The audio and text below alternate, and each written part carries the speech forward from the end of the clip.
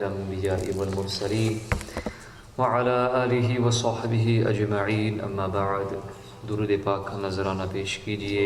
صلی اللہ علی النبی النبی وآلہ صلی اللہ علیہ وسلم صلاۃ و سلاما علیک یا سیدی یا حبیبی یا رسول اللہ صلی اللہ تعالی علیہ وسلم۔ قرآنی مضامین پر مشتمل اس کتاب میں سے گزشتہ درس میں ہم نے سیدنا ادریس علیہ السلام کے کچھ حالات سنے، آپ کی سیرت طیبہ کے چند گوش آپ کے سامنے اجاگر کرنے کی ہم نے سعادت حاصل کی۔ آج سیدنا موسیٰ علیہ نبینا علیہ السلام کے ان کی سیرت طیبہ کی کچھ احوال اور کوائف آپ کے سامنے پیش کرنے کی ہم سعادت حاصل کریں گے۔ فرعون کو نجومیوں نے یہ خبر دی تھی کہ بنی اسرائیل میں ایک ایسا بچہ پیدا ہوگا جو تیری سلطنت کی بربادی کا سبب ہوگا۔ اس لیے فرعون نے اپنی فوجوں کو یہ حکم دے دیا تھا کہ بنی اسرائیل میں جو بھی لڑکا پیدا ہو اس کو قتل کر دیا جائے۔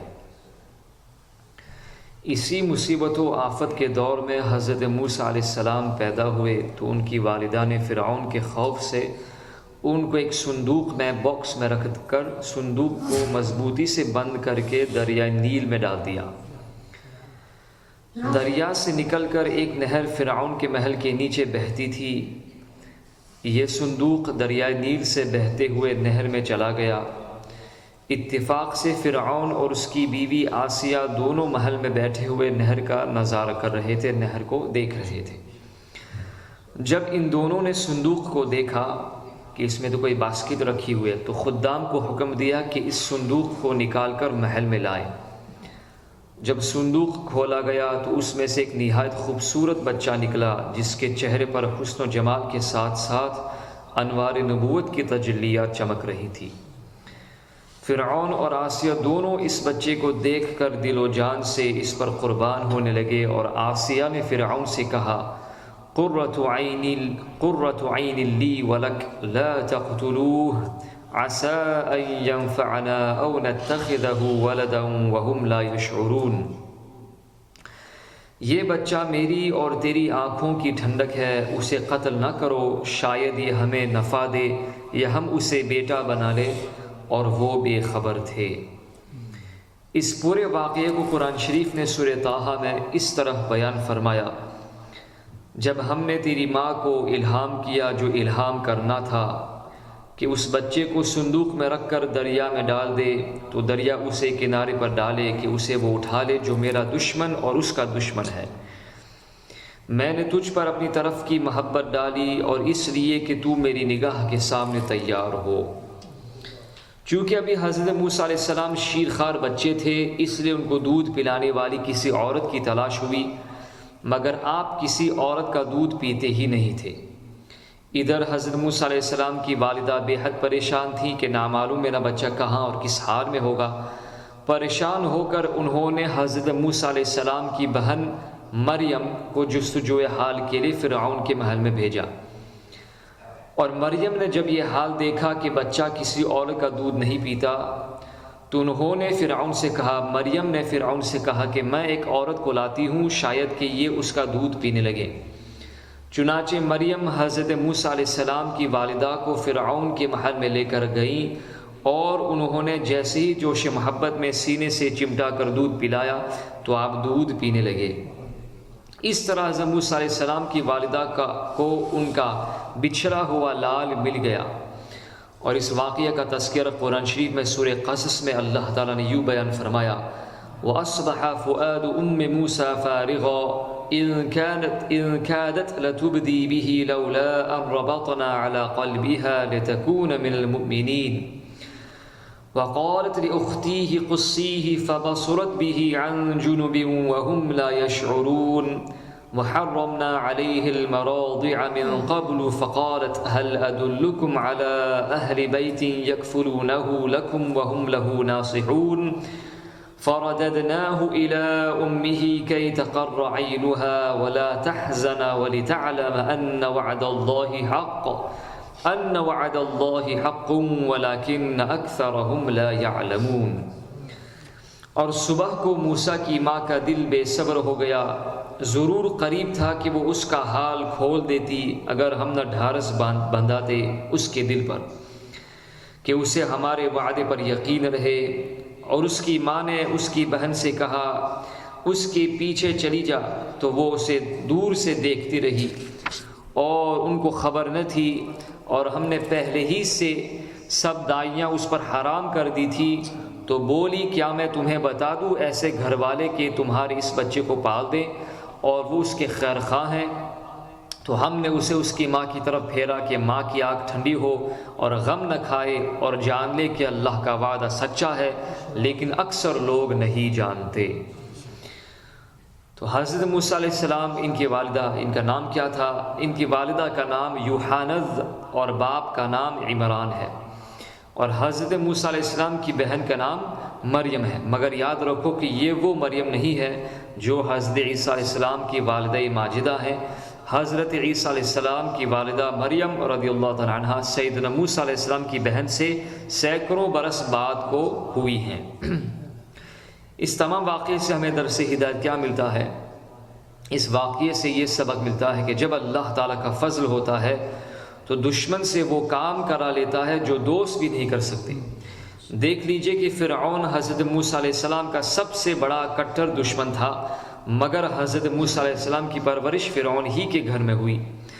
دوسری بات یہ بھی معلوم ہوا کہ جب اللہ تعالیٰ کسی کی حفاظت فرماتا ہے تو کوئی بھی اس کو نہ ضائع کر سکتا ہے نہ ضرر پہنچا سکتا ہے۔ غور کرو کہ حضرت موسیٰ علیہ السلام کو کس طرح بحفاظت صحت و سلامتی کے ساتھ اللہ تعالیٰ نے پھر ان کی ماں کی گود میں پہنچا دیا۔ تو یہ اللہ تعالیٰ کی شان ہے، اللہ تعالیٰ کی قوت ہے، اللہ تعالیٰ کی قدرت ہے، ہمیں اس پر بھروسہ کرنا چاہیے۔ ایک اور مختصر سا تذکرہ حضرت ابراہیم خلیل اللہ السلام کا کیا جاتا ہے۔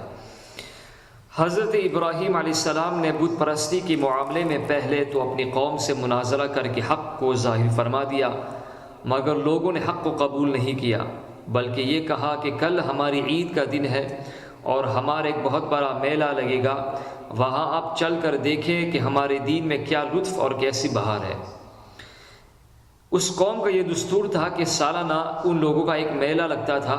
لوگ ایک جنگل میں جمع ہوتے اور دن بھر لہو و لعب میں مشغول رہ کر شام کو بت خانے میں جا کر بتوں کی پوجا کرتے اور بتوں کے چڑھاوے، مٹھائیوں اور کھانوں کو پرساد کے طور پر کھاتے۔ حضرت ابراہیم علیہ السلام قوم کی دعوت پر تھوڑی دور تو میلے کی طرف چلے، لیکن پھر اپنی بیماری کا عذر کر کے واپس تشریف لے آئے اور قوم کے لوگ میلے میں چلے گئے۔ پھر جو میلے میں نہیں گئے، آپ نے ان لوگوں سے صاف صاف کہہ دیا وَتَاللَّهِ لَأَكِيدَنَّ أَصْنَامَكُمْ بَعْدَ أَن تُوَلُّوا مُدْبِرِينَ، مجھے اللہ کی قسم ہے میں تمہارے بتوں کا برا چاہوں گا بعد اس کے کہ تم پھر جاؤ پیٹھ دے کر۔ چنانچہ اس کے بعد آپ ایک کلہاڑی لے کر بت خانے میں تشریف لے گئے اور دیکھا کہ اس میں چھوٹے بڑے بہت سے بت رکھے ہوئے ہیں اور دروازے کے سامنے ایک بہت بڑا بت ہے۔ ان جھوٹے معبودوں کو دیکھ کر توحید الہی کے جذبے سے آپ جلال میں آ گئے اور کلہاڑی سے مار مار کر بتوں کو چکنا چور کر ڈالا اور سب سے بڑے بت کو چھوڑ دیا۔ سب سے بڑا جو بت تھا اس کو چھوڑ کر کلہاڑی اسی کے کندھے پر رکھ دیا۔ یہ کر کے آپ بت خانے سے باہر چلے آئے۔ قوم کے لوگ جب میلے سے واپس آ کر بت پوجنے اور پرساد کھانے کے لیے بت خانے میں گھسے تو یہ دیکھ کر حیران رہ گئے کہ ان کے دیوتا ٹوٹے پھوٹے پڑے ہوئے ہیں۔ ایک دم سب بکھلا گئے اور شور مچا کر چلانے لگے من فعل هذا بآلهتنا انه لمن الظالمین، کس نے ہمارے خداؤں کی معذلہ خداؤں کے ساتھ یہ کام کیا، بے شک وہ ظالم ہے۔ تو کچھ لوگوں نے کہا کہ ہم نے ایک جوان جس کو ابراہیم کہا جاتا ہے، جس کا نام ابراہیم ہے، اس کی زبان سے ان بتوں کو برا بھلا کہتے ہوئے سنا ہے۔